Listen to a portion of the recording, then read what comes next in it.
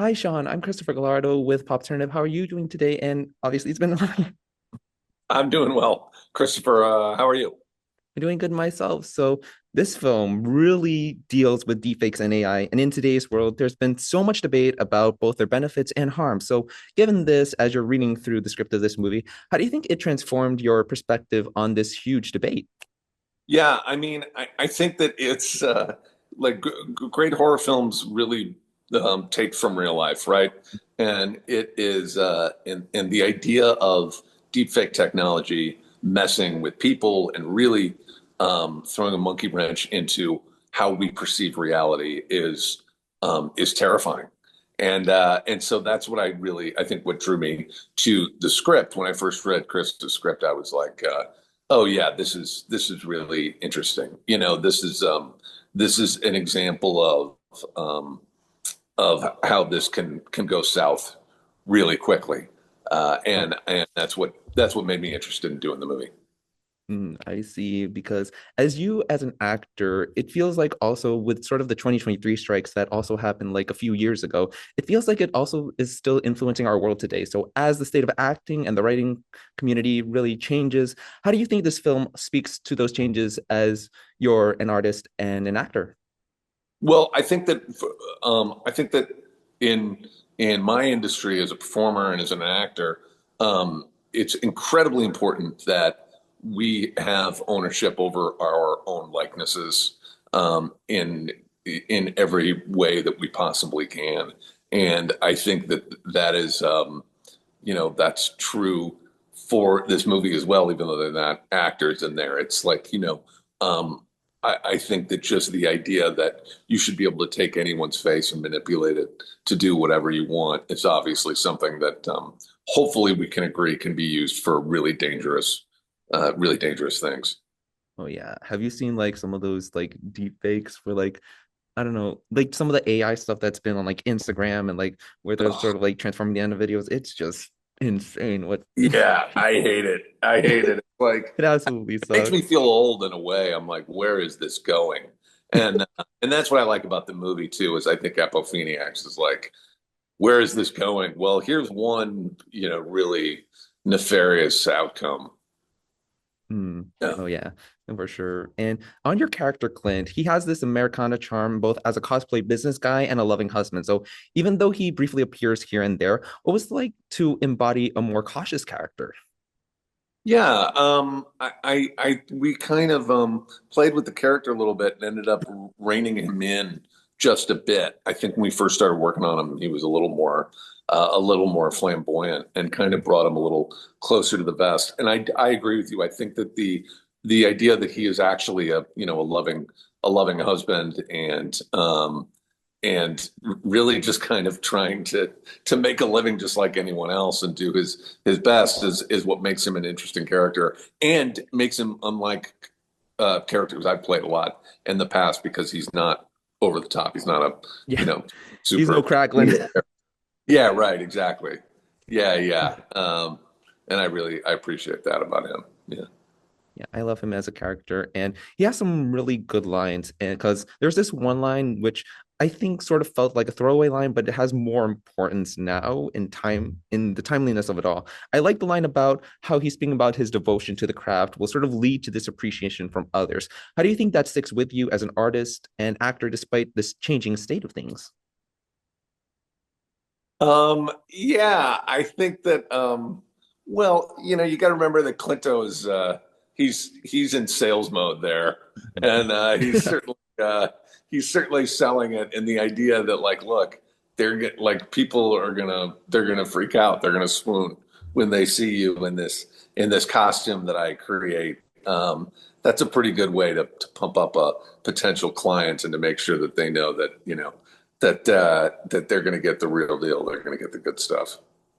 Mm, I really love that. And I also have to give some of the props to the set design because Clinto has some really cool cosplay items that the set Mm. design department made, and they looked really cool. Did you actually get to keep some of those props after you filmed? And Oh no, did you I actually get to play with them? I don't know, Chris. Those are pretty. They look pretty dangerous. I don't think I would want to take any of those props home. But No, I think they put a lot of thought and energy into creating those things. So no, I don't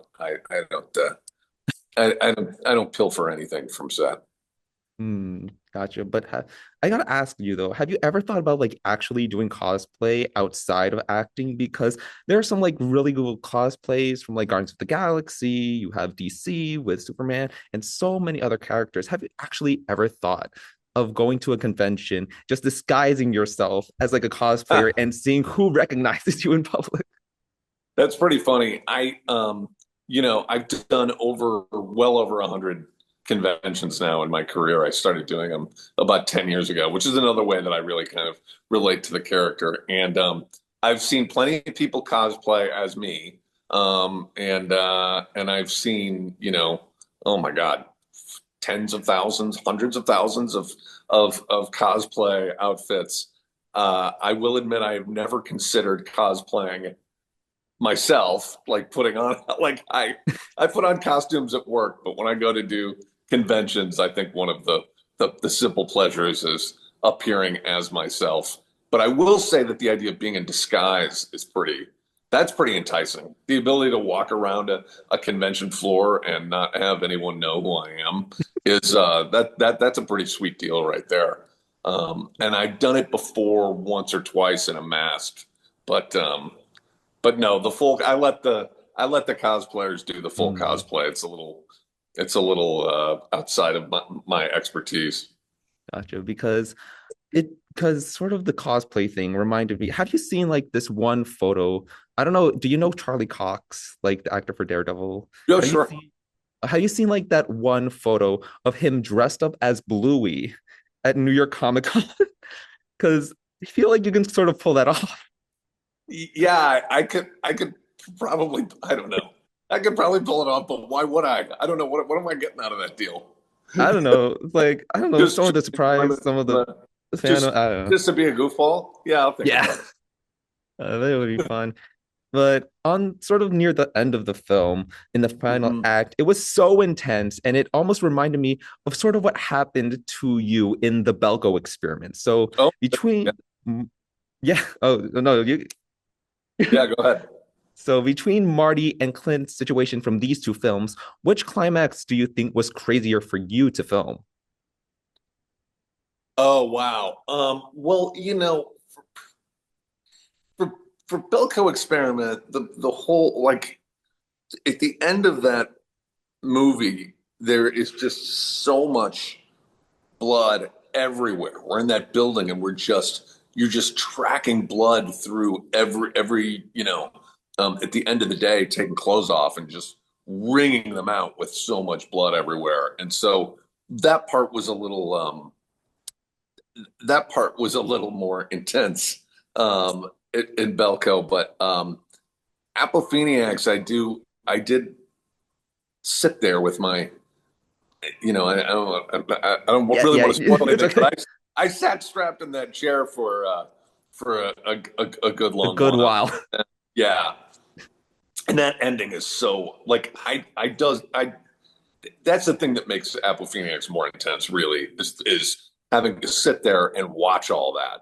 Whereas in Belko, when shit starts to go down, we run. Marty turns around and runs. And it's not until it comes and finds him that he really has to deal with it. Whereas Clinto's sitting right there and he's watching it all go down. And that was pretty hardcore.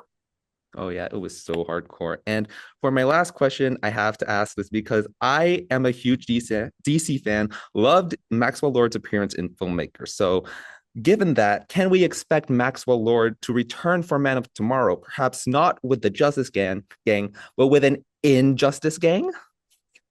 I um I am not at liberty to Mm, comment on any specific future projects, but I gotcha. can assure you that we will see Maxwell. We will Mm. see Maxwell Lord again.